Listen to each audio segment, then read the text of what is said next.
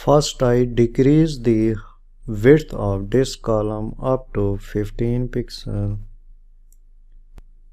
Then decrease the width of this column up to 60 pixels. Then go to the Data tab. Click on Data Validation. Select List.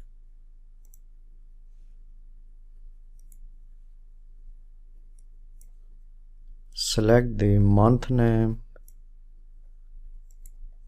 Click OK.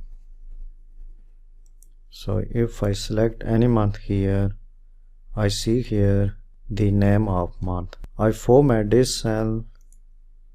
Click on center alignment and middle alignment.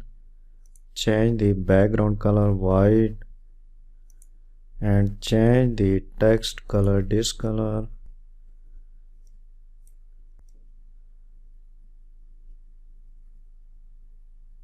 Select these cells. Click on merge. Next, I connect data source to this drop down list. The name of this cell reference is R3.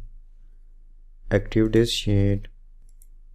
Insert that name in this cell reference. So the name of that sheet is dashboard. Type here dashboard and then type the cell reference name R3. Press enter key.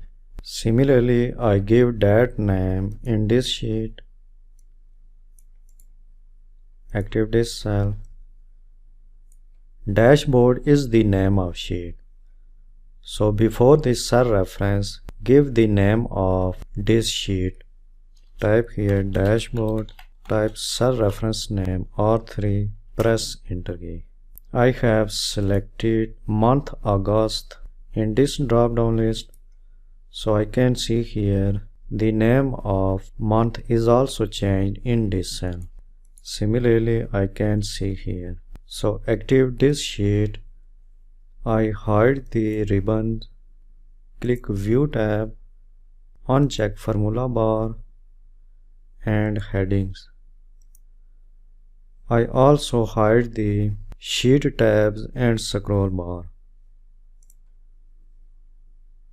Click on Options, select Advanced, scroll down,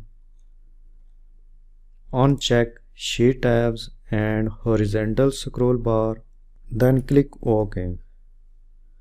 So I see here all data is visible in this page.